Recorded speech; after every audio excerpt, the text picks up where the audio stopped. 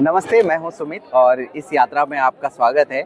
हम दिखा रहे हैं कि जो शांतिकुंज का शताब्दी वर्ष है वो किस तरीके से मना रहे हैं और कैसे आप यहां पर आ सकते हैं, कैसे इस उत्सव का हिस्सा बन सकते हैं। बहुत सारी जानकारी है जो आपके द्वारा पूछी गई थी। तो आज हम यहीं पे एक व्यक्ति हैं जो शांतिकुंज में व्यवस्थाओं में है, तो इनसे जानेंगे कि यात्रा के बारे में। तो स्वागत है। Thank you. क्या नाम है आपका? मेरा नाम राजेश यादव है और मैं बेंगलोर से आया हूँ। अच्छा, बेंगलोर से आए हैं आप सेवा के लिए? जी। तो सेशन यहाँ पर हो रहे हैं, उसके बारे में आप बताएंगे। रजिस्ट्रेशन प्रक्रिया बड़ी सरल रखी गई है। इसके लिए ये कार्यक्रम मुख्यतः सक्रिय कार्यकर्ताओं के लिए निर्धारित किया गया है।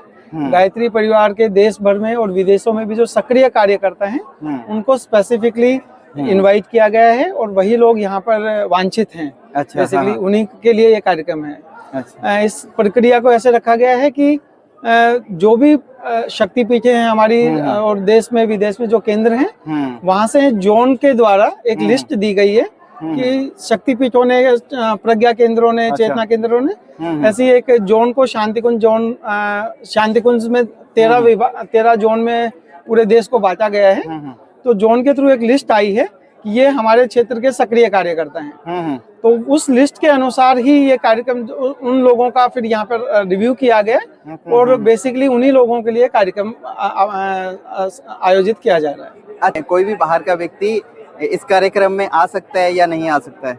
नहीं, ये कार्यक्रम जैसे मैंने बताया मुख्यतः गायत्री परिवार के सक्रिय कार्यकर्ता और सक्रिय कार्यकर्ता भी वो जो कि बेसिकली जोन के द्वारा जिनको इनवाइट किया गया है। अच्छा, यानी यहाँ पर जो भी लोग आ रहे हैं, जोन यहाँ पर बैठा हुआ है, उनके पास एक लिस्ट है कि हमारे क्षेत्र से कौन कौन लोग आने वाले हैं। अच्छा, उनके लिस्ट में जिन लोगों का नाम है उन्हीं का रजिस्ट्रेशन हम मुख्यतः यहाँ पर कर रहे हैं। अच्छा, जिन व्यक्तियों का नाम नहीं है और जो गायत्री परिवार से जुड़े हुए हैं उनके लिए क्या प्रक्रिया होगी? गायत्री परिवार ऐसे व्यक्ति जो कि जिनका नाम इस लिस्ट में नहीं है और अगर वो यहाँ पर पहुँचते हैं और कार्यक्रम को अटेंड करना चाहते हैं तो उसकी भी एक प्रक्रिया बनाई है। उसका पहला स्टेप यही होगा कि वो जोन के लोगों से मिलेंगे। यहाँ पर 13 जोन के लोग यहाँ पर बैठे हुए हैं और हम उनको सबसे पहले यही कह रहे हैं कि आप अपने जोन प्रमुख से मिलिए और जोन प्रमुख उनसे बात करेंगे। जोन के प्रमुख को अगर लगेगा कि ये व्यक्ति वास्तव में सक्रिय कार्यकर्ता है, गायत्री परिवार का कार्यकर्ता है या कोई भी व्यक्ति ऐसा जो यहाँ पहुंच गया है और जोन उसको अप्रूव करता है, अलाउ करता है, तो हम उनका रजिस्ट्रेशन करेंगे। अच्छा, बहुत सारे व्यक्ति बाहर भी हैं, पूरे भारतवर्ष में हैं, तो अलग अलग कोनों में है, तो वो यहाँ पर आके या किस तरीके से जानकारी प्राप्त कर सकते हैं इसकी? एक तो ये कार्यक्रम पूरा जितना भी कार्यक्रम का शेड्यूल है ये ऑनलाइन रहेगा। ये लगातार यूट्यूब और शांतिकुंज के विभिन्न चैनलों पर, वेबसाइट पर लाइव रहेगा।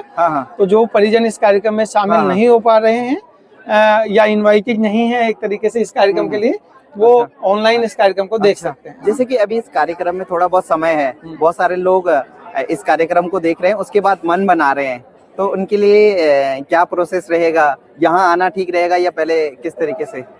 मुख्यतः जो लोग जिन लोगों का रजिस्ट्रेशन जोन के थ्रू अभी तक नहीं हुआ है और वो अगर इस कार्यक्रम में आना चाहते हैं तो उनको एक ही सुझाव है कि अपने जोन इंचार्ज से वो संपर्क करें, पहले फोन के माध्यम से, ईमेल के माध्यम से, और अपना रिक्वेस्ट जोन को दें। जोन उनसे संपर्क करेगा वापस और अगर जोन फिर उनको अप्रूव करता है, अलाउ करता है कि आप यहाँ आ सकते हैं, तो उनका फिर स्वागत है। अच्छा, अलग अलग कार्ड बन रहे हैं, तो यहाँ पर कौन कौन से डिपार्टमेंट के लिए, कौन कौन सी सेवा के लिए कार्ड बन रहे हैं अभी तक?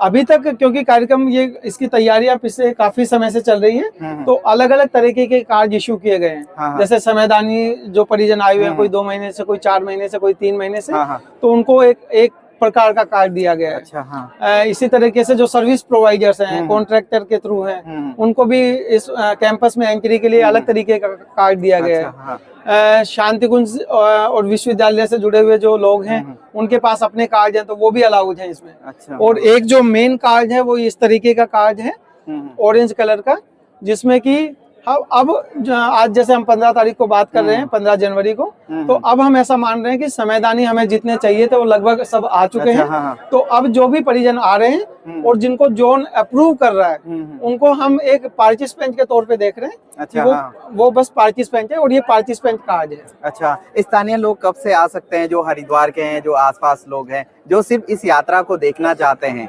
देखिए, जैसे मैंने बताया, मुख्यतः ये कार्यक्रम सिर्फ इनवाइटेड कार्यकर्ताओं के लिए है। अच्छा, तो पहली बात, इसमें स्थानीय हों या क्षेत्र से भी आने वाले लोग हों, मुख्यतः इस कार्यक्रम में हम सिर्फ इनवाइटेड लोगों को ही अलाउ कर रहे हैं, पहली बात। लेकिन इसके बावजूद भी, क्योंकि इतना बड़ा कार्यक्रम लोकल लोग देख रहे हैं कि होने जा रहा है, तो स्वाभाविक है कि उनकी भी इच्छा होती है। तो हमारे पास एक डेली पास नाम से, यानी डेली पास, हम एक पास इश्यू कर रहे हैं। उस डेली पास को यूज करके एक दिन का एंट्री वो कैंपस में ले सकते हैं। लेकिन सुरक्षा के भाई इंश्योर करेंगे कि ये डेली पास लगाकर व्यक्ति सिर्फ एक ही दिन कैंपस को एक्सेस कर सकता है ना?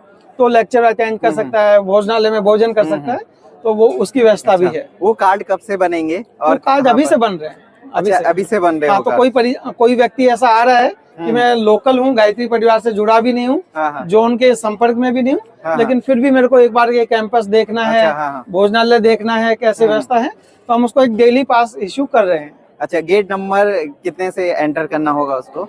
तो रजिस्ट्रेशन काउंटर जो है वो गेट नंबर 1 और 3 पर है। तो गेट नंबर 1 हमारे सामने है और गेट नंबर 3 पीछे की साइड है। अच्छा, तो दोनों गेट पर हमारा रजिस्ट्रेशन काउंटर ऑलरेडी 24/7 काम कर रहा है। तो लोग दिन में भी आ रहे हैं, रात में भी आ रहे हैं। अच्छा, दोनों गेट से कोई भी प्रवेश कर सकते हैं। मुख्यतः हमारा प्रयास है और सुझाव भी है कि कुछ राज्य हैं जिनसे परिजन आ रहे हैं, जैसे दिल्ली NCR हो गया, उत्तर प्रदेश हो गया, गुजरात और राजस्थान, इनके क्योंकि ठहरने की व्यवस्था यहाँ पर 9 नगर बनाए गए हैं। तो इन राज्यों के आने वाले परिजनों का जो नगर है वो गेट नंबर 3 के पास है।